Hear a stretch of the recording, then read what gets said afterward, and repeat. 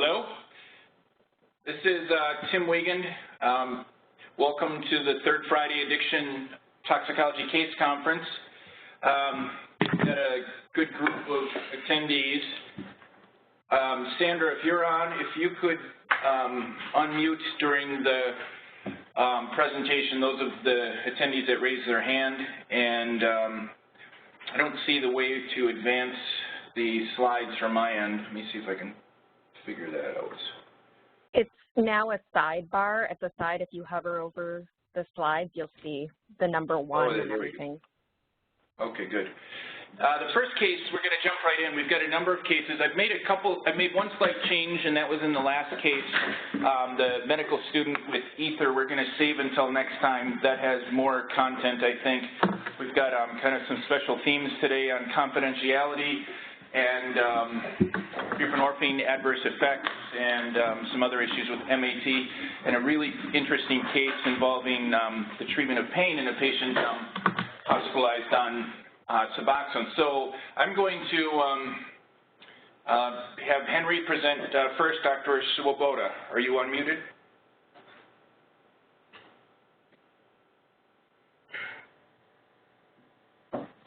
Hello. Hi, good. Yep, you can hear me? All right. All right, yeah, so I've got a case where there's a question came up about whether this patient's new Suboxone was contributing to seizures. So he's a 71-year-old male, history of BPH with a chronic indwelling Foley, history of COPD, WPW as well. He's been snorting heroin for like 40 years, does about a bag a day, no alcohol or other drugs at all. He has had some periods where he did a little bit more, but he says he's just been kind of doing it habitually for about those 40 years. Yeah, we can move on to the next slide. So his med list is atorvastatin, aspirin, albuterol, fluticasone, finasteride, megestrol, tamsulosin when he kind of first comes into the hospital for us. Next slide. So, like I said, he initially presented on the 4th of July, actually, to an outside hospital, had altered mental status.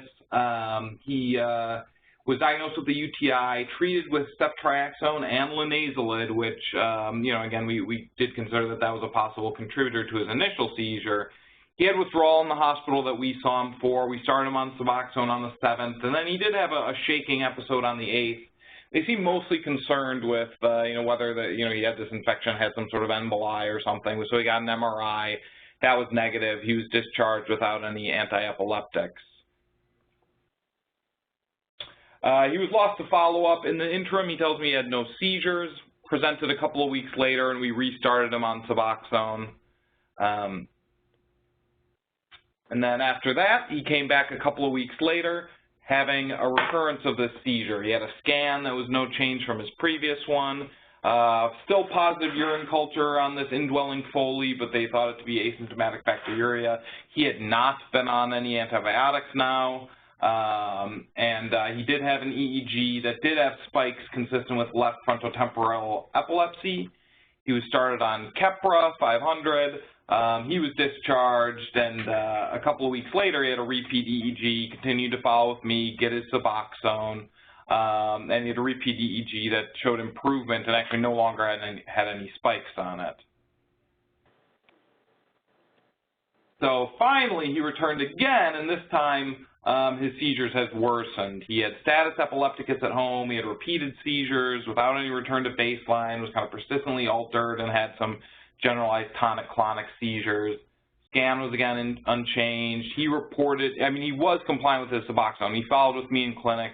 I checked his urine metabolites, and they were all even. And he did report, though, that he was compliant with his Keppra. EEG showed ongoing seizures. He had repeated episodes of either confusion or some convulsions. So they increased his Keppra. That didn't help. They added Vimpat. That eventually got his seizures down to, again, having spikes but no real seizures. But it came the question to us is, he's having all of these seizures now. Really the only thing that was new in these past couple of months was his Suboxone, and they said that they wanted to stop it. but what did we think about it? Next slide.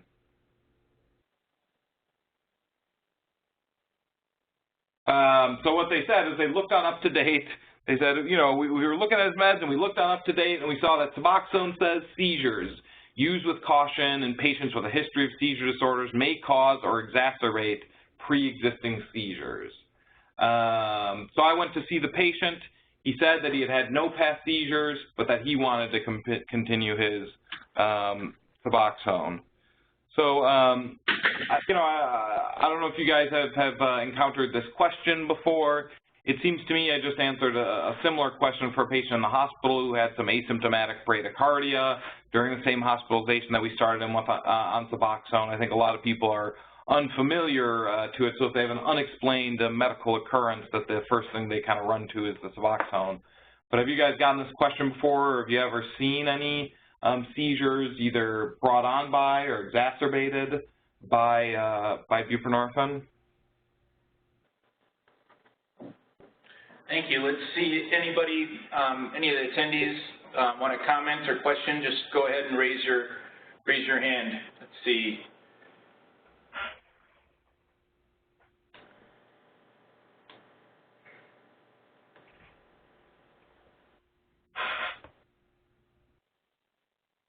Well, if there's nothing, we can move on to the next slide here. So, you know, when I kind of dug into the question. Well, wait, I've got a question. Yeah. I've got a comment. Sure. I was going to ask Dr. Bishevitz too. Dr. Bishevitz, our addiction psychiatrist, is here. Have you ever heard of seizures or seen anything like this? No, never have. It's interesting is we'll talk about this in another case. If you had submitted this case, I had a similar question, a gentleman who had been treated for seizures after going up on his dose had a first seizure. We'll talk a little bit about that more. My understanding from the warning that the Suboxone can cause seizures is during precipitated withdrawal, really, and not that it's going to in and of cause seizures itself. Yeah, trying to interpret the risk for adverse effects can be kind of challenging. So let me advance the slide here. And then again, if you have other questions or comments, just raise your hand or send a text. And Sandra, if you could unmute for us if they're raising their hand. Yeah, so you know, when I kind of dug into the question, I both asked the drug company interviewer what if they had any reports. They said no, that it was known as a class effect of some opioids, and so thus it was included in some packaging materials.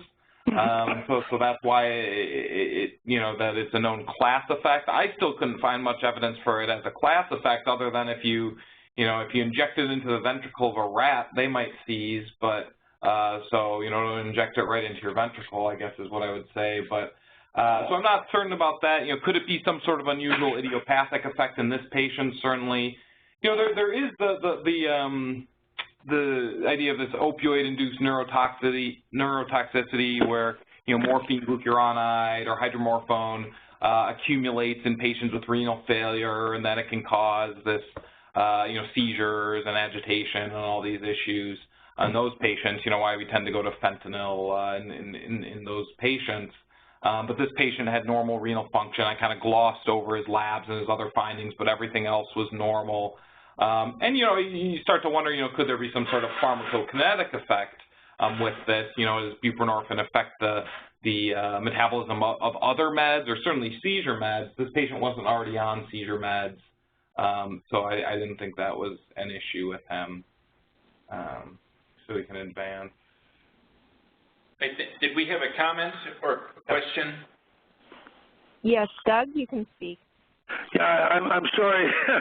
I'm kind of the interloper here, and I really don't know how to use your interface. But I'm an addictionologist, pain specialist from Canada. I'm a chemist before medicine, and I've got a lot of experience with buprenorphine and methadone. And I can tell you one of the hardest things about this particular case when I first read it was the fact that causality and association could easily get confused. I do know that the group of people historically who seize with withdrawal from opioids are the infirm and the juvenile. In other words, neonates can seize from opiate withdrawal. The infirm, 70s, 60s infirm can seize from opiate withdrawal, but the opiate withdrawal, the opiate seizures that occur with the introduction of the drug are typically associated with drugs like normoperidine, where you have a very clear and obvious association with a seizure-genic compound and an outcome. I'd be worried that this is one where you got a heroin user who seems to have reduced his heroin use through the use of buprenorphine. I would strongly suggest from a clinical perspective that the focus be made on the benefits of the drug that you're using for maintenance and get the neurologists on track to aggressively manage and identify any kind of seizure risk that the guy has. But I've used buprenorphine for maybe 15 years, and seizures associated with it never happened with me. Thank you. Those are good comments. I think I was considering the class effect that Henry had mentioned, thinking and wondering whether they were referring to things like meperidine as well, or I guess even propoxyphene, historically tramadol, but it's not even, the same. It's interesting that they would lump them all together. So any other comments or questions? Thank you for those points. If you look on UpToDate, actually, in their drug section, you'll find it for morphine and other opioids as well. And like I said, I don't know if it's talking about in renal failure or what. But it is it's listed in some sources as a possible side effect, amongst many others, again, as a class effect. It's bizarre. You mentioned the metabolites, the morphine, the conjugates, the glucuronides, and as the morphine dose increases in people that are taking it, very high doses or even using a lot of heroin, or in renal failure, they accumulate. I've seen more of a myoclonic encephalopathy kind of develop, and I suppose if the levels became high enough, one would either have a seizure or look very similar to a seizure. But that has to be, very high levels of those metabolites, and that wasn't the case here. This is a gentleman starting buprenorphine, and buprenorphine has conjugates, but I wasn't aware that the buprenorphine glucuronide or the norbuprenorphine glucuronide really had the same effects as the morphine conjugates. Tim, this is Leslie. Yes, go ahead. As an editor-in-chief of a point-of-care content type that competes with UpToDate, I would never recommend that someone use our content to take a patient off of buprenorphine because they thought that it was a side effect from it. Because, I just don't think that's the best resource to use to make that kind of clinical determination. That's not related to what your question is, but I don't think, that scares me that that's what people consider deep research to make a decision like that. Absolutely, so, I agree. That's how I make my living, but that scares me. Anyway. Oh, that's a great comment. You had several people nodding or agreeing as well, so interesting. Any other final points or comments? I think that was the last slide. No, there's a couple. You can skip a couple forward. I actually managed to drill down on the. You can go two more forward. I talked a little bit more about SIP, and that methadone's probably not a great choice for this patient who has seizures now anyway. Due to its SIP enzyme effects. But if you want to skip to the last, I think I've got two more. Yeah, anyway, I talked to the wife, and she said when he came into the outside hospital, she thought he had had a seizure, but that kind of got lost in translation. So the story from the neurologist was that he had never had a seizure before. We started him on Suboxone, and then now he has all these seizures.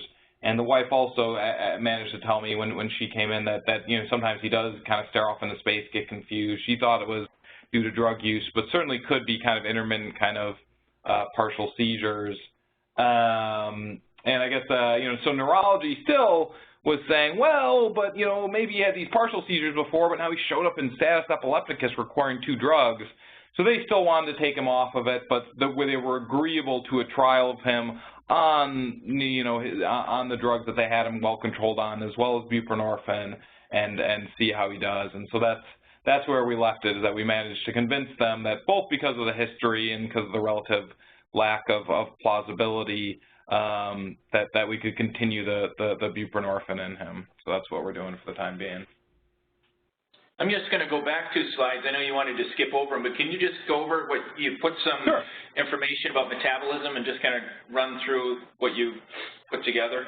Yeah, absolutely. So yeah, buprenorphine is a CYP3A4 and 2C8 substrate. And so, there's all sorts of drugs, as we know, that are inducers and inhibitors of 3A4 in particular. Having said that, we all know about the ceiling effect of buprenorphine as well. So the only one that I've, encountered where there's actually any, evidence of actual, increased sedation or increased effects of buprenorphine is with atazanavir, which is an inhibitor, and thus, the buprenorphine levels go up. But there's other ones, that again, you may be able to say will have pharmacokinetic kind of interactions, but we just don't really see it in practice. And buprenorphine itself has minimal, induction or inhibition in itself, to where it's, basically negligible. Is buprenorphine an inducer and a substrate for 3A4, or is buprenorphine is a substrate, but it will induce 3A4, the substrate will induce it, correct? My understanding is that there's not significant induction of CYP3A4 from buprenorphine. That we really don't worry about it with other drugs. So that's why we're not adjusting people's carbamazepine or phenytoin and stuff when we're starting buprenorphine on them, and why it's kind of a safer drug for patients who have seizures is because it really doesn't change the effect of the enzyme. It is a substrate of it, but really does not have any induction or inhibition. And then methadone, though, on the other hand, is both a substrate and it doesn't have as much of an induction effect either. It has induction of CYP2D6, which would be problematic for some of our other opioids. But the problem with methadone is that the other drugs, the other anti-epileptics that are inhibitors of CYP3A4 may increase your methadone. So things like phenobarbital and phenytoin and carbamazepine or inducers. May alter your methadone concentration. So those ones are inducers. Carbamazepine, induces CYP3A4. So you start somebody on it, and suddenly they're in opioid withdrawal. And of course, if you give an inhibitor to the patient, then suddenly they'll be methadone toxic. And so that's where we really start to worry about the use of methadone in these patients, who are on, whatever medications it may be that affect, a variety of CYP enzymes. But I always, I'm concerned a little bit more about CYP3A4 because there's a lot of inducers and inhibitors out there. Any other? That's really good. Thank you for putting together that case and for going through that. Does anybody have any final questions or comments? And otherwise, I'll move to the case 2. Ingrid? So the comment about not putting this guy on methadone was kind of interesting, as well as the last pharmacokinetic information. And this may be anecdotal, but I have a couple patients, one in particular who has a seizure disorder, has been on phenytoin for a long time, and he's like in his early 40s, is on methadone and has been doing just fine. He's never had to have his methadone dose adjusted. He hasn't had any seizures. He hasn't had any side effects, or, in terms of methadone toxicity. That's I think that's kind of interesting considering the pharmacokinetic information. I inherited him on phenotone and methadone, and I really wasn't about to switch him to Suboxone. So I just share that for anecdotal. He is of Aboriginal descent, so perhaps the genetics might be a little different. I'm not sure about that, but just thought I'd share that with the group. Sure. I mean, I think that's helpful. I think that, you know, if someone's on stable doses of both, then there's really little, you know, little worry about it. They've been stable. You know, we wouldn't expect changes. I think as you're making dose adjustments, those will probably be, or starting a new med, you know, starting methadone, you might worry about increasing it rapidly or whatever, or making changes. But yeah, if a patient's been stable, I mean, certainly it can be done. I think we just worry about it more.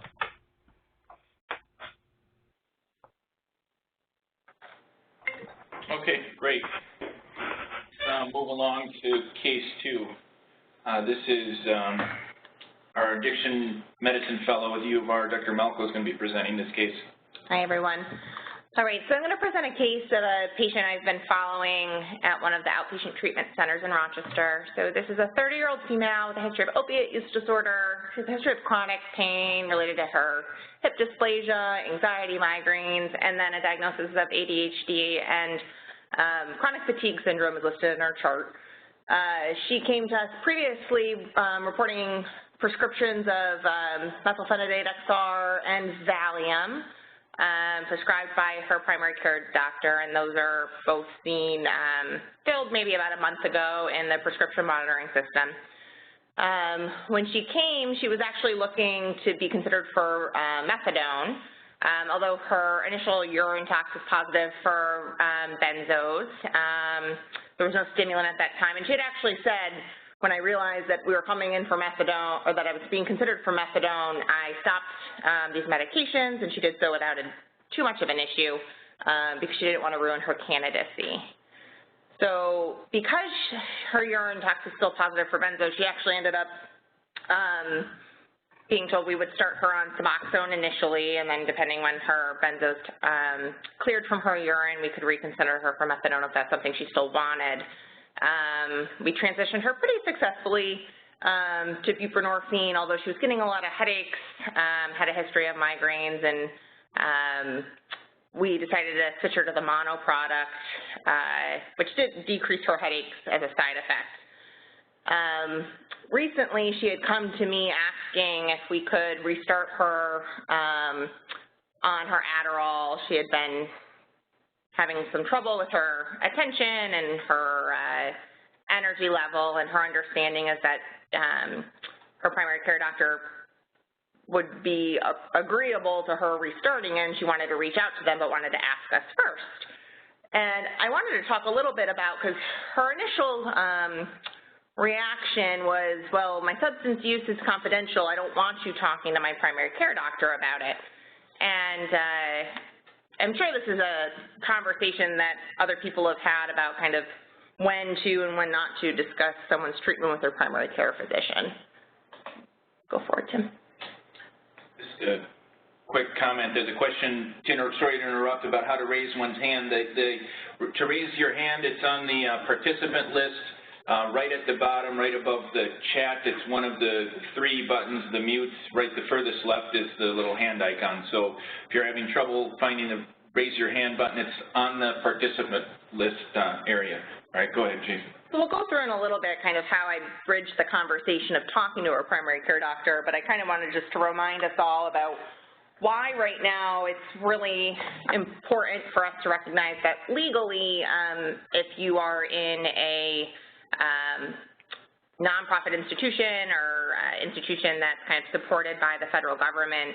Right now, there's a law in place, CFR 42, and it's actually the Part 2 that we've been kind of following. It's there to protect, kind of in addition to HIPAA, a patient's substance use disorder treatment. Originally, it was put in place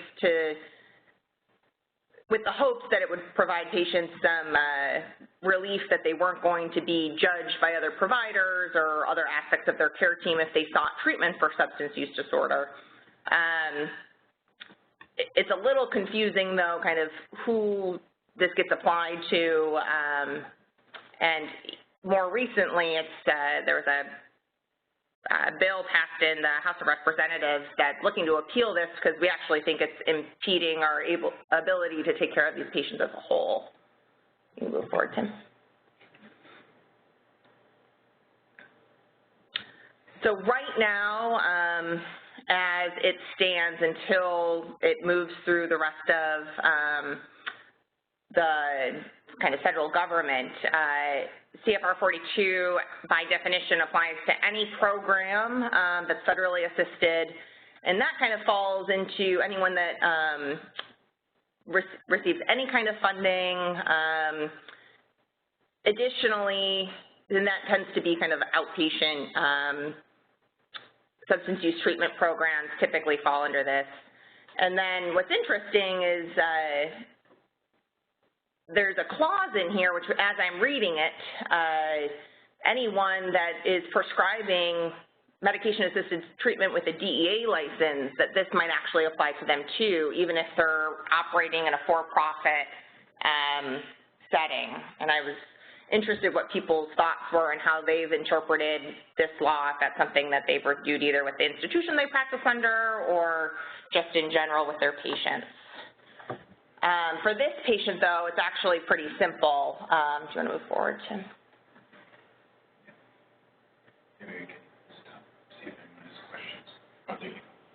Yeah, does anyone have any questions or comments at this point before we kind of move forward with discussion? Hello. Doug? Hi. I apologize for being the Luddite here. I'm usually the technocrat in my group, but I cannot figure out how to raise my hand in this forum. But one thing that you mentioned about the specific DEA regulation around maintenance and the use of opioids in the context of detoxification is a particularly important issue from a pain management perspective, because clearly when we increase the dose, we're titrating. When we maintain a stable dose, we're calling that maintenance. And when we're titrating the dose downwards, we call that tapering, or in some contexts, DEA, detoxification.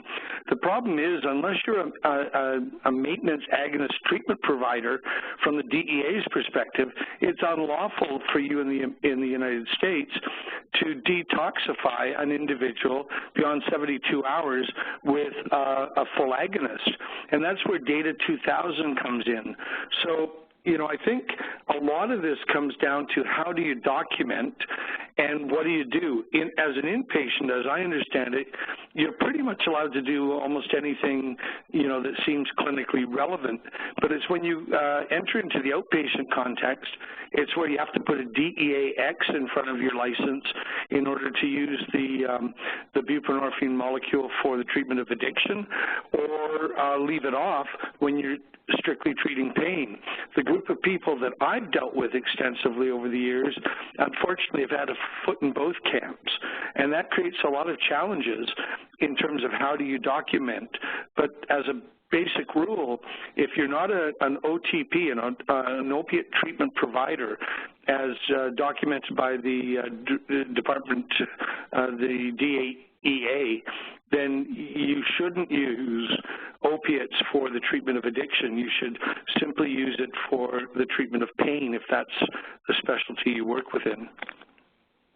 It's definitely true as far as at what point you need to be licensed separately. Yeah, this is Tim.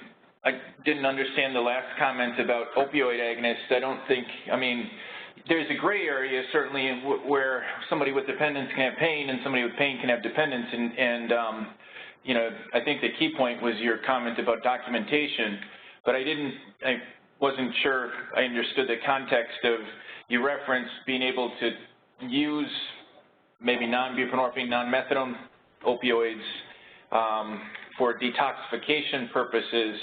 I didn't, or maybe that wasn't necessarily what you meant. Could you just explain that?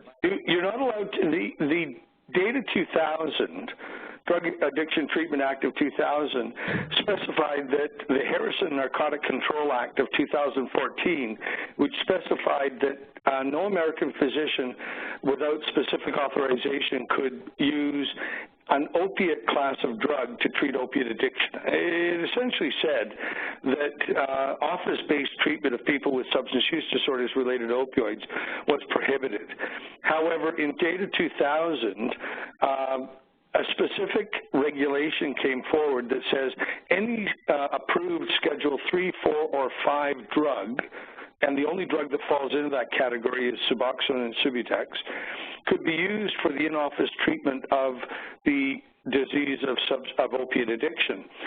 Now, the problem, Tim, I think with what you're saying, and this is a problem I have with my straight pain colleagues, is just because I say I'm treating them for pain, if any reasonable colleague of mine would say, but you're dealing with an opiate addiction, this is your primary problem here. That the fact that I say I'm documenting I'm using buprenorphine or methadone or morphine for the treatment of pain, if any reasonable colleague would see that as being kind of a dodge, in other words, you know you've got a person with a substance use disorder and you say there's a pain problem, then maybe there is, but the primary complaint you're dealing with is actually opiate addiction, then that person by law in the United States needs to be referred to an OTP provider if you're going to use other than buprenorphine, or an OBOT provider with an X in front of their DEA license for the treatment of opiate addiction. Yes, no, I agree and understand that. Maybe your reference to refer to an OTP if you're going to use something beyond buprenorphine. The only opioid that you could use even in an OTP would be methadone or buprenorphine. It wouldn't be any of the others. Well, not in an in-hospital patient setting, and not for the first 72 hours. That's not the way that I interpret that at all. Maybe Dr. Bashevitz, you want to comment?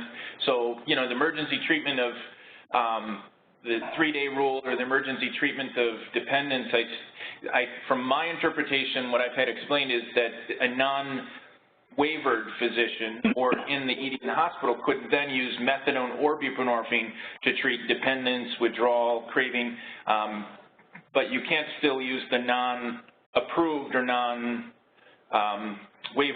opioids. So you couldn't use morphine. I'm going to give you morphine for your withdrawal and dependence. That falls outside of the Data 2000. You know, it does fall outside of Data 2000, but long before Data 2000 existed, that 72-hour rule existed in order to allow you sufficient time to bridge the gap between what you could do for the patient and what a formal treatment provider could provide. So I think if you check carefully, you'll find that you can use any. If they come in on morphine and they say they're slamming heroin, you in an inpatient setting can use 72 hours of opiates once, can't renew it, in order to bridge them between then and when they ultimately hit Data 2000 or an OTP. Now, this rule in your law existed long before Data 2000. Yeah, that's interesting because that's not how I've heard that or had that interpreted. Maybe we can get some other comments, and that's interesting. Dr. Bashevitz, what do you I've never heard that interpreted that way either, so I would agree with what Tim has said on this issue. And we have people coming into the hospital all the time who are on either buprenorphine or methadone and who get it continued there as long as it's on the formulary, and that's perfectly okay. You know, sometimes people in the hospital even try to start it there and negotiate with, you know, some bridging for the future from a Data 2000 clinic, and that's fine too. There's all sorts of ways to do it. In fact, there was a case in our area not too long ago where an incarcerated patient had come in on buprenorphine, but they had not continued it because the jail physician was not certified or waivered, or that was also part of the policy. And for specifically withdrawal, they ordered hydrocodone, and there was a lot of fallout from that. I'm not sure exactly what ultimately happened, but there was some complicated. It wasn't for pain. It was specifically for withdrawal and dependence. And so I've seen some situations where that has caused people problems doing that. So there's several other medical, does any of the other audience want to comment or have thoughts about some of these issues? And then we'll also circle back to confidentiality. There's a lot to discuss, in this case. Susan? Hi, can everybody hear me? Yep. Okay, great. So 42 CFR is what we're discussing here, which has everything to do with confidentiality and the stigmatization that occurs when confidentiality is not preserved for patients. The data 2000, whether you can use buprenorphine or other medications to treat withdrawal in admitted patients, outpatients, so on and so forth, that's 21 CFR. So it's a different law. And we can discuss that law, and it's very complex, and providing care in the U.S. for this particular problem is particularly complex. But I just want to mention that tramadol is a CSA Schedule 4, and we do have some clinics who can use it or have used it as an outpatient to bridge while they're kind of washing out the methadone, washing out the carfentanil or whatever, and to then get them into buprenorphine or something like that. So just want to interject that. But the law that we're discussing is 21 CFR. So if the key there is you can administer an opioid for the maintenance of opioid use disorder in any patient who is hospitalized for a reason different than their opioid use disorder. So they're admitted for their endocarditis or their abscesses or their osteo, or psychiatrically admitted for their suicidality or their depression or whatever. But the reason they're admitted is not the opioid use disorder. The opioid use disorder is secondary, or may have contributed, but is secondary. And if that is the case, the patient can be treated with methadone in hospital, can be treated with buprenorphine in the hospital for as long as you want while they're in the hospital, and then be transitioned to an outpatient setting after that. So whether a patient in the emergency department is a patient considered in hospital is where the law gets really, really tricky. Most people have interpreted ED patients as being in hospital, but the law was written with that language, a patient in hospital, so that's a little bit tricky there. So that's what I wanted to say. Thank you. Thank you. Oh, those good comments. Thank you. All right. So I'm going to circle back to the CFR 42 for confidentiality, and I think the data 2000 we can definitely spend lots of time talking on, especially the 72-hour rule. But for the purpose of time, I'll kind of move forward here.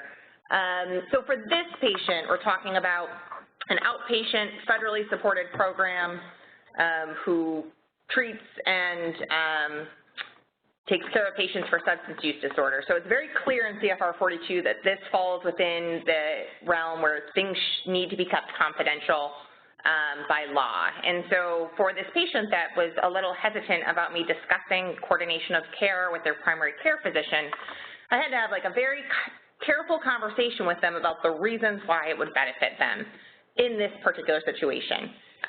Addressing concerns from her side, which are valid, that her primary care doctor very well might hold her accountable for lying to him for many years. She was receiving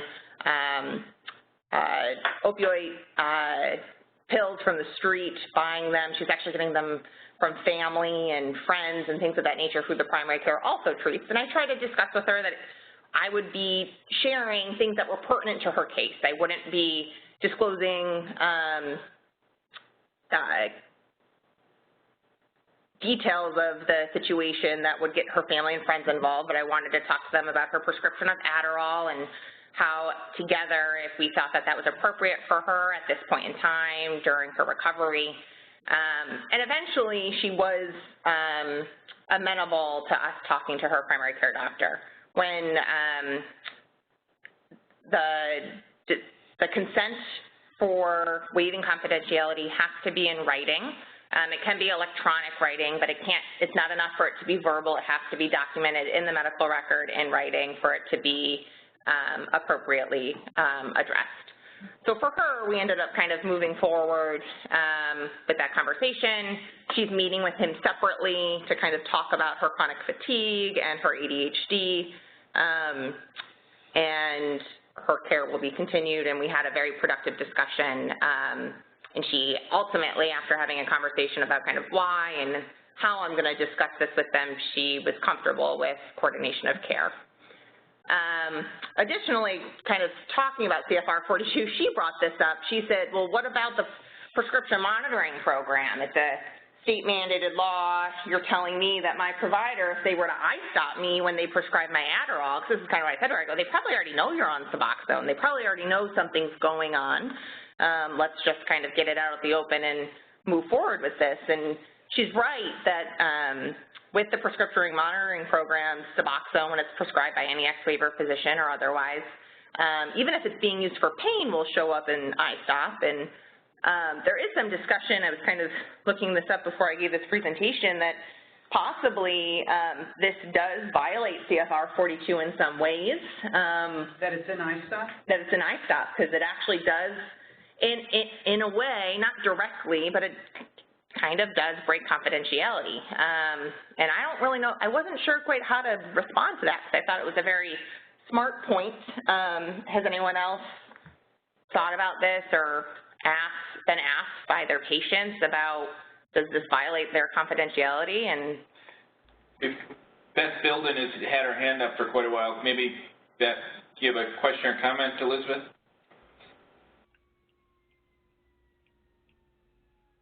Elizabeth? Oh, can you hear me now? Hello? Yes. Sorry. Yeah, it's exactly about the CFR 42. 2 points. I'm wondering if somebody could provide a little bit more history in terms of this law and how it applied to law enforcement and the judicial system, which is part of the reason I think it went into play in terms of who had access to patient information in addition to healthcare providers. So that being number one, a little bit of the history. And I wonder if, what is when you said iStop, when I talked to the prescription monitoring folks here in Minnesota, what I was told is that Suboxone or buprenorphine is not entered in the prescription monitoring program if it's being used to treat substance use disorder, but it is if it's used to treat for pain. Does that vary state to state, or is that a federal? In New York, I think from what I understand at least, New York, the only thing that won't show up on our prescription monitoring program, which is called the iStop, the Internet System to Track Overprescribing, is opioids dispensed in the hospital setting or dispensed in the ED, and then methadone when prescribed through an opiate treatment program. And then the other exemption is opioids prescribed through the VA hospital system. Buprenorphine, any formulation of buprenorphine, whether it's Suboxone, Dubzol, Belbuca, Butrane, any of those, or whether it's off-label for pain or for opioid use disorder, they're all going to show up in the iStops. There's not an exemption for that. So from any setting for buprenorphine, it'll show up. So it sounds like it probably varies. It may vary state to state. Yeah, I didn't realize that there was a state to state. I thought that was although the prescription monitoring programs differ in what shows up, who can access them, when you're mandated to access from in a variety of different ways from state to state. Maybe Dr. Bishevitz, you can comment on CFR 42 and what the exemptions or where it applies. What is your understanding of that? Where it applies to the iStop and the buprenorphine? No, in general, like in the state, because from what my interpretation of that is when you're in a federally licensed or the state licensed program, like under the Office of Alcohol and Substance Abuse Services, you're bound by CFR 42. If you receive treatment through your primary care clinic or office, you're not necessarily bound to the same level as CFR 42, which is different I know that there's different ways to interpret, but that is not the same. Receiving treatments in an office setting is not necessarily the same level of confidentiality restrictions as a formal state, federal recognized program. So my understanding, one of the important things about the CFR 42 is non-transferability of discharge summaries from other institutions. That is a real big deal, and the main point of that is that they don't want pieces of paper floating about on, you know, patient's past history without the patient knowing exactly where it went to. So if a record from a prior treating facility is desired, the patient would have to sign a permission again for that to be done. One facility couldn't just send it to another. So, of course, you could describe it in text. You could say, oh, so-and-so was just at Norris Clinic and we did such and such.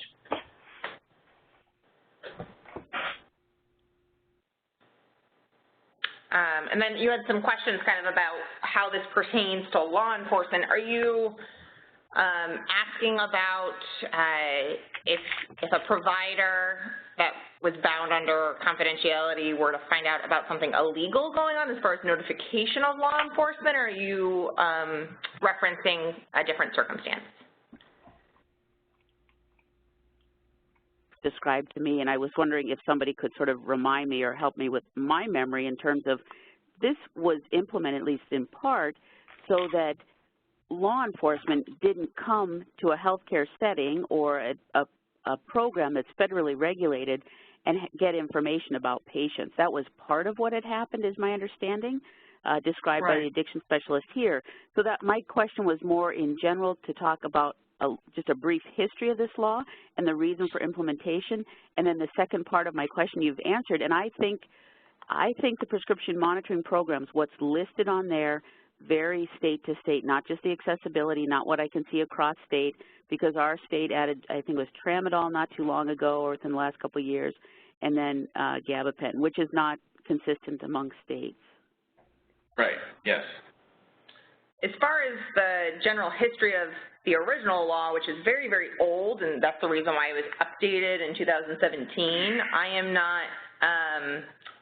not aware of the reason why it was originally made. I do know that they're looking to overturn it, so this big conversation is going to be a little bit of a less of a big deal moving forward. Do you know? I don't know much about the history of it either. And I do know that the police coming to treatment programs has been an issue in the past, so they're not supposed to do that, but, you know, we hear stories of police waiting outside of needle exchange places, and not so much in this community, but we just hear that from time to time. So if police approach us for someone that they suspect is in the program and they're looking for this person, then our reply under CFR 42 has to be that we can't confirm or deny that this person is a patient of ours. The other thing that people often don't understand about CFR 42 is that we also have to say the same thing to family members.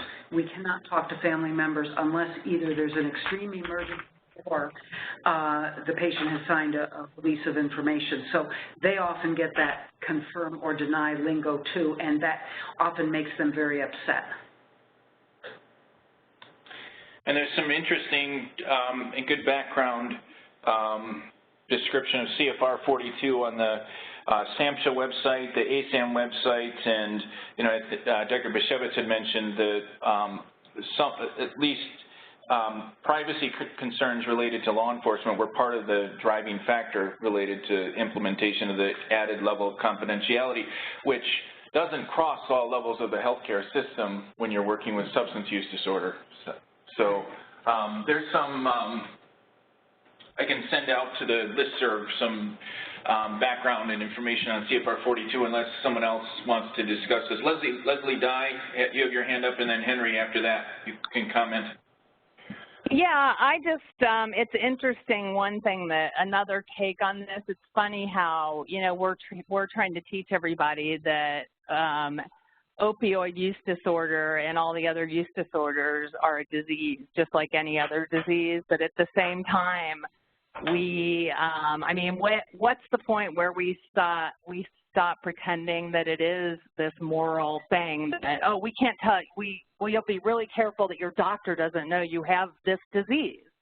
I mean, I'm just throwing this out there. I understand, but at the same time, where you have these people in treatment that we're saying this is not a moral issue, this is like high blood pressure, this is like diabetes, but at the same time, we can't tell your doctor. You know, that's a good, good comments, and I think, this is one of the areas where literally on a daily basis something comes up in treatment with individual patients in terms of, is this a situation where, how do I either talk to a patient or have them understand the importance of, working together with, collaborating with their other providers, that it's not a punitive aspect, that it's really related to their health, and, the patients sometimes really know this well, and there can be just downright, manipulation to try and avoid disclosure of information. I found something useful. Legal Action Center has a couple of bullet points related to CFR 42, and they kind of summarize, and this is what I had interpreted as, it applies to an individual or entity that is federally assisted and holds itself out as providing and provides alcohol and drug abuse diagnosis, treatment, or referral for treatment. Most drug and alcohol treatment programs are federally assisted. For-profit programs and private practitioners that do not receive federal assistance of any kind would not be subject to the requirements of 42 CFR unless the state licensing or certification agency requires them to comply. Like in New York State, that's the Office of Alcohol and Substance Abuse Services, but a private program wouldn't necessarily need to do that. And my interpretation, as well as in talking with others, wasn't that so you have a DEA license or, in some way, and everyone writing a prescription is going to have a DEA license, and so that's not necessarily the same as having, the contact or support federally. However, any clinician who uses a controlled substance for detox or maintenance treatment of a substance use disorder and requires a federally licensed DEA registration, whether or not that individual would be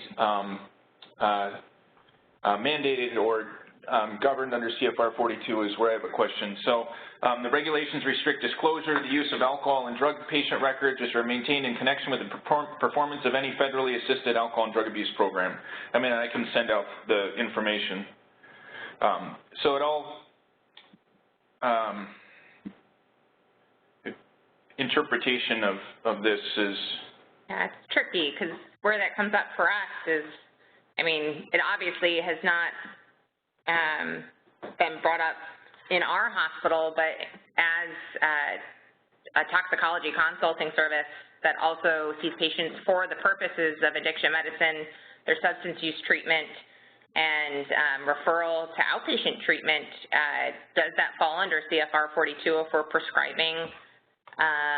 Does it need to be kept confidential in the hospital? And I actually had talked a little bit with some of our inpatient psychiatry doctors about this earlier. And my question was, when patients are being seen for a psychiatric purpose in the outpatient setting, we have to break glass, and meaning that information is confidential in our health system. But when a patient is being hospitalized and being taken care of in a general medical facility by many, many teams, the psychiatry notes actually aren't confidential at that point.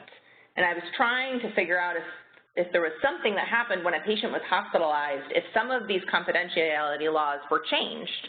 And the psychiatry team didn't know either. And I was just wondering if anyone, what their thoughts are about that. I'm looking at SAMHSA has an interesting little blurb on does CFR 42 apply to me, and they actually talk about patients in this general medical facility setting, and that as long as your primary function isn't treating, diagnosing, and referring, it doesn't apply. But I'm wondering in our case if it does. I think some of it also depends on the direction of where the patient is being treated from. So if you're not the one doing the treating and are encountering the patient, that doesn't apply necessarily to you. If you learn that they're in a program or receiving treatment, if you're not the one doing the treatment. To refer back to the program to let them know, for example, you've had an encounter with them. Yeah. So in emergency departments, you take care of somebody who has an overdose and you find out that they're in a treatment program, in the opiate treatment program, which would be under the CFR 42 provision, you can contact the opiate treatment program, let them know the patient there, they just had an overdose. You're not performing the treatment in that context. Right, and for my part, if you call me about my opiate maintained patient, I will talk with you and say thank you very much because, well, of course I can do that anyway because we're in the same system, but that constitutes a medical emergency when they come into the ED.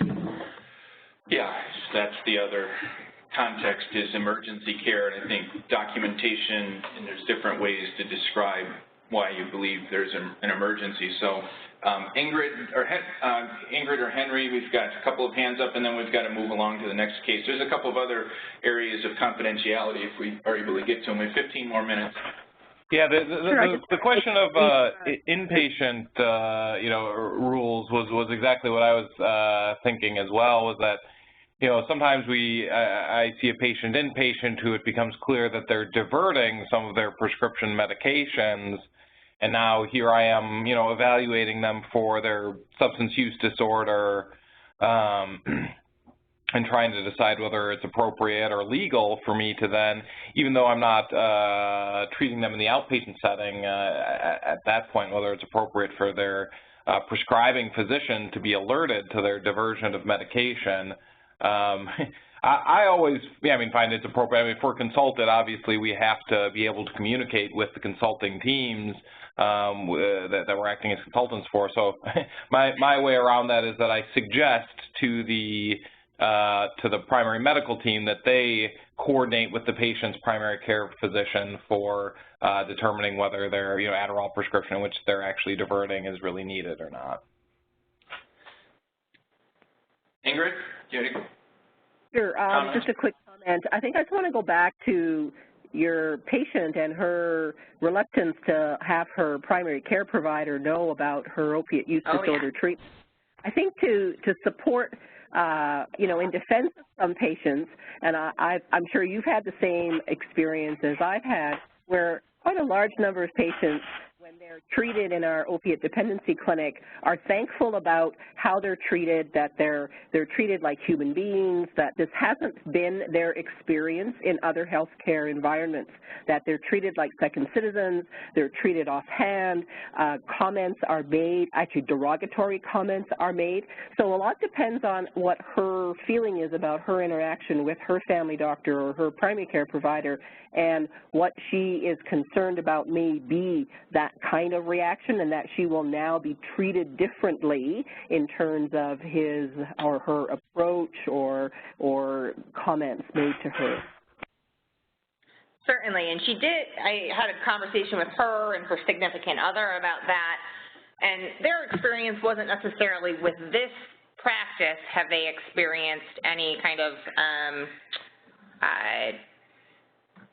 just bad feelings towards opiate use disorder in general? They had actually never brought this up to their doctor at all, but in the medical system in general, they have been discriminated against. She was refused orthopedic care or further orthopedic care because they just pretty much told her she had a drug problem, and she definitely was carrying that with her. And it took a couple of visits kind of discussing with her kind of pros and cons, and that most primary care physicians, this topic of the opiate epidemic has started to shift kind of people's feelings towards this diagnosis, and that her discussing it with her primary care doctor was kind of moving this problem and hopefully addressing it and maybe helping other patients if he can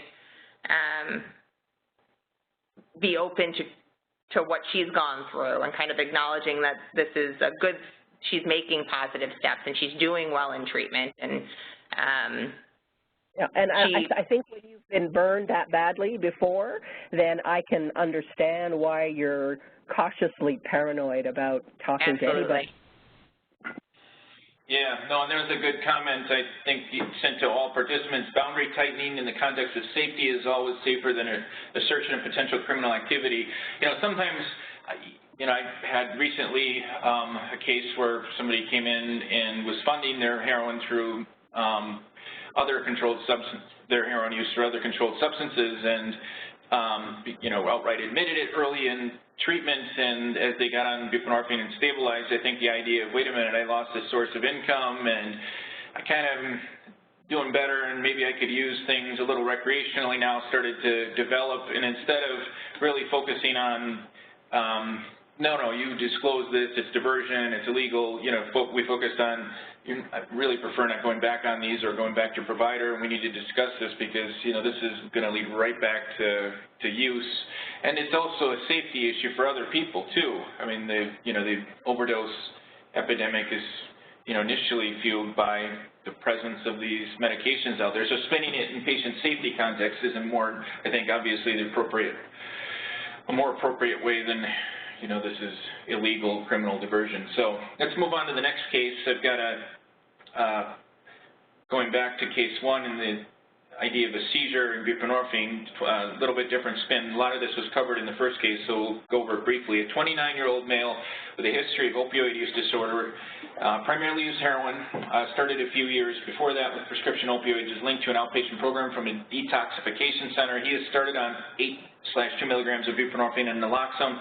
He has a history of seizure disorder, an AVM, and migraines. He's on carbamazepine, levetiracetam, midazolam for breakthrough seizures, liquid, although he's not used it for about a year. And he reports no opiate use, but has some craving at the initial visits. His screen is positive for benzodiazepine, which is given during the detox regimen, and buprenorphine metabolites, appropriately so, nothing else. So in the initial visit, I give him a higher dose of buprenorphine naloxone, a 12 milligram dose at once, and follow up next week. This is also in the context of group and counseling. He's seen by a counselor once as a stabilization group once a week.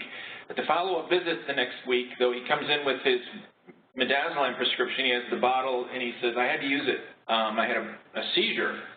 And he says, I think the higher dose of the buprenorphine did something I've not felt right all week. He says, specifically, my neurologist thought it was the higher dose of the Suboxone. He describes having an aura and then symptoms. He had some left-sided myoclonic jerks, tremors. These are typical of previous types of seizures, and after that, he cleared and administered a small dose of the midazolam, he said, and prior to this, he's not had any of these episodes for about a year. And I said I wanted to talk to his neurologist. I've not had any patients in the past with seizure disorders, had to really make adjustments to their medications, and you know, even though carbamazepine and buprenorphine share some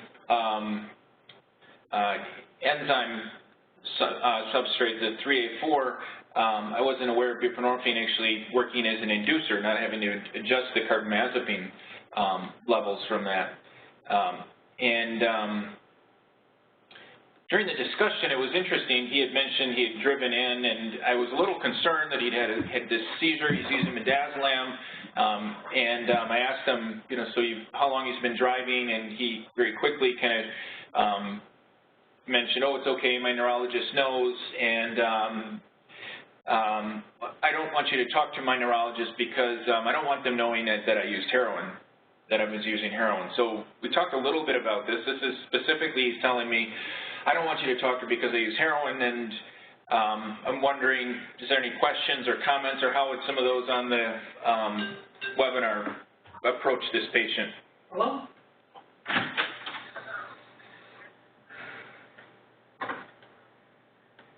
Leslie? She may have her hand up from before.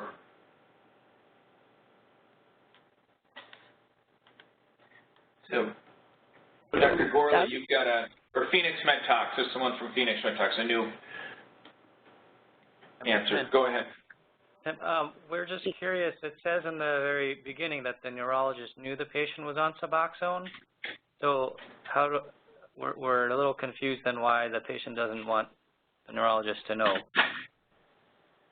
Well, I mean, I think that, yeah, they're going to know from the iStop, certainly, and because they're prescribing midazolam, although it's not clear. I think that the patient was more concerned now that I would follow up and actually contact them about having this seizure and having used midazolam, and that was really the context. It wasn't that I would be disclosing anything new about the Suboxone. Attributing it to the increased dose. So, I mean, and that's essentially what I felt it was, is like, I had a seizure, you're questioning my driving, I don't want you to talk to my neurologist because I think they're going to probably bring me in, and is that, so we had to talk about the medication use, and he's getting used to higher doses of buprenorphine naloxone, and he's using midazolam and may or may not be having seizures. He's on a couple of anticonvulsants, and I find out that he's driving, and I told him that I just wanted to have a discussion with his neurologist and try and be on the same page, and not that we were going to talk about his heroin use.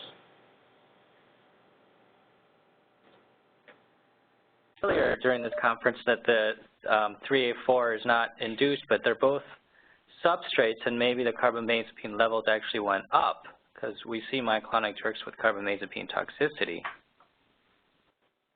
That's a good comment. And now he wasn't on exam or in front of me having any signs that he was encephalopathic, or he was not having myoclonus, tremors, twitches, ataxia, no slurred speech. So he didn't have anything obvious,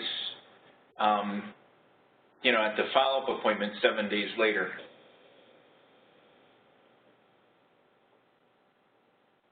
But that's exactly what we discussed. I suggested, you know, we may need to have you get a carbamazepine level. I wasn't thinking of potentially the carbamazepine causing symptoms in and of itself,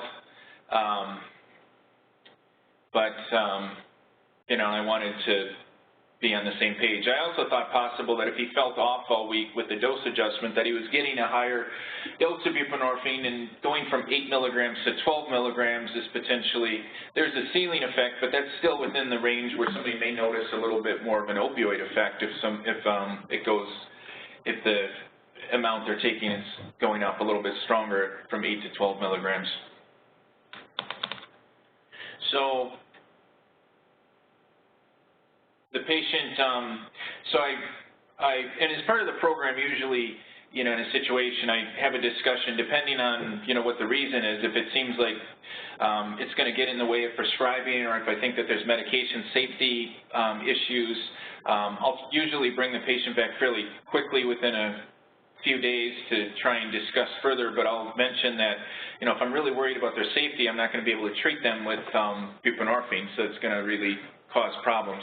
Dr. Bashevitz, I'm wondering if you have any, how would you approach something like this? No, I think your suggestions are good, and it's always good to be able to talk in general with the doctor about what you're treating the person with. So at the close of the visit, we decreased the dose. I also split it so he was not getting it all in the morning, and he mentioned that he was actually switching. He was getting some care at the VA, had a follow-up appointment at a new physician that I knew, and he was going to follow up and get his carbamazepine level checked. And he had said that he wanted to talk to his neurologist ahead of me to kind of, you know, let him know that he's entered you know, update him regarding his you know, substance use disorder treatment. And I thought that was absolutely fine, and you know, reiterated that, you know, this is, you know, they're going to know, would it be normal for you to kind of disclose you're doing well, any dose changes, updates with regards to treatment, if you're seeing them fairly regularly or frequently, would be important. So it worked out well on a follow-up visit, although he downplayed the seizure. He called it an aura, and my interpretation was that he did follow up with his neurologist, get some paperwork from the visit, but he really kind of changed on what happened and described it as he felt like he was having an aura and wanted to abort potentially having a seizure, so he gave himself the midazolam and didn't know if that was really the right thing, but really didn't have a seizure, and so it's been, you know, over a year and kind of is back safe, and it was probably overkill, but maybe should be on the lower dose of buprenorphine nonetheless. And his level of carbamazepine was reported as therapeutic, he said. I don't have the actual levels, but he seems to be doing well in follow-up. And you know, again, I'm wondering if a patient refuses to have contact with one of their other providers and you're treating them with medication-assisted treatment, if it's important but not imminently life-threatening, how do you proceed? I mean, you may not and how do you proceed with them? Are you going to continue to work with them or say, you know, this is an important kind of establishment of, you know, our relationship and I feel frustrated or that we, you know, aren't going to be able to continue like this, or would you continue to work? You know, how are people going to approach that? The chat. He's been messaging you. Doug? Yeah. I'm sitting here biting my nails. I got to tell you guys, this You're making me giggle. Yeah. This has nothing to do with heroin. This has no, of course not. Of course not. You know, this has to do with a guy who's self-medicating with a variety of substances and is presenting you with a constellation of symptoms that you're looking at in the context of a regular kind of you know, medical inquiry. The problem is you got an individual who has a puzzle, who has a bit of information they're not going to provide you with. And I really think the danger here is in any context that you attribute the anomalous symptoms to some kind of bizarre pathology when in fact common sense says this guy's using cocaine. How do you know he's not using cocaine? Is it his urine drug screening? Well, let me tell you, as a guy who does urine drug screening and writes about it extensively, that's fairly limited in its ability to provide you with reliable information.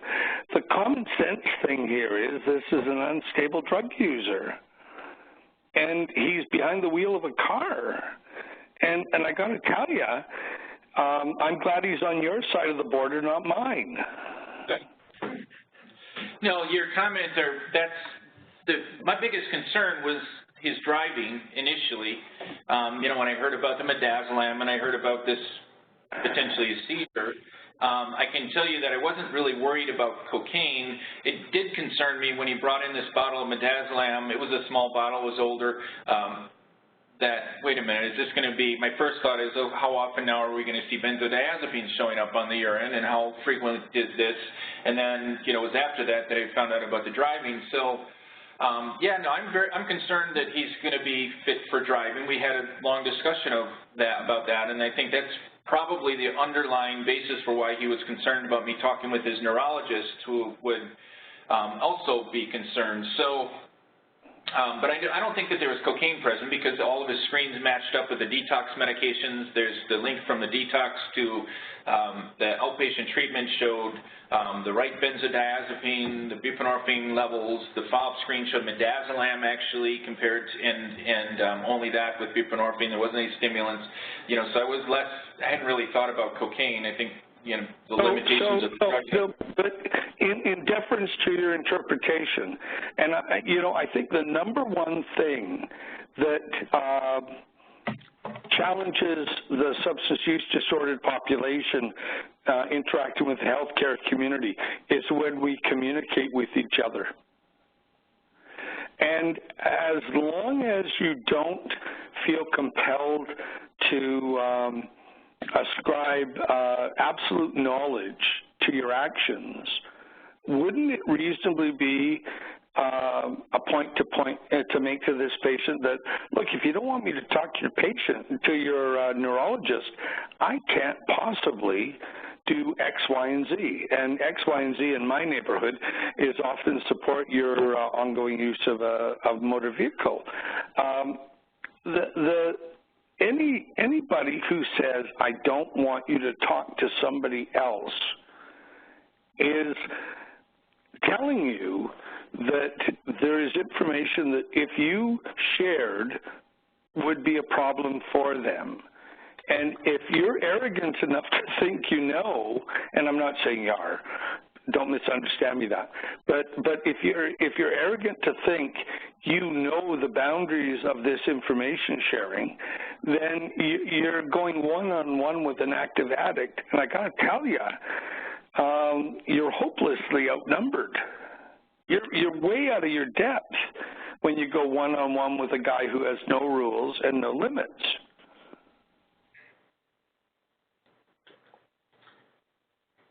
I hate to tell you this. Yeah, I mean, we talk about all this confidentiality, but I mean, I've been taking all these practice tests for the addiction boards, and they're all these questions about, you know, when you need to tell on someone because their behavior is dangerous and they are putting other people at risk. Yeah, and I would definitely be concerned with this guy driving. And you at risk. And you know, that's the thing that we sometimes forget. And I'll tell you, when I got the email asking me to be involved, I looked at your initial questions and I thought, holy cow, this is an opportunity for toxicology and knowledgeable clinicians to get together and really wring truth out of simple information. And I really think you have that potential to do that, because you've got a lot of people who I hear on the other end of the phone saying, yeah, but that's not quite how it's working out in my neighborhood, or yeah, but I don't know that. The fact that there's a clinically scientific explanation doesn't mean there isn't a really common sense explanation for what's going on. And you should never lose the sight of that. And a good addiction clinician will be able to say, but what about? Oh, I think those points are good for medicine in general. You know, the reason to discuss the confidentiality cases, and I think we're not going to have time to go over today, are they continuously cause people trouble. And there's it's one way to discuss, one thing to discuss, you know, on the line, but another to discuss with a patient who you're worried about disengaging from treatments, who maybe, you know, many of our areas we may see them again and again, and you know, it gets to be an artful balance to try and maintain a relationship with them, really trying to determine, well, what is the safety, what is the emergency versus what is the, I got you, I understand what's going on, or I think I understand what's going on. You know, and then, you know, dealing with the specifics about the law in that context too. So those are great comments, and, you know, I think we had some good discussion. If it's 2:30, a little after 2:30, we have to end the case discussion today, but this should be recorded and will go up on the ACMT website. We'll send out some material on CFR 42. I want to thank Henry and Jade for presenting the cases as well. If anyone has some additional cases, I'm going to save case 4 and then the pain case for next time, and then we will also be talking about the medical students with an ether problem in a month. So I look forward to that. If there's any other last comments or questions, I'm happy to stay on the line. Otherwise, we have to end the session for our Friday. Thank you for attending, and want to thank Dr. Gourlay for joining us as well. So we've got some great expertise participating.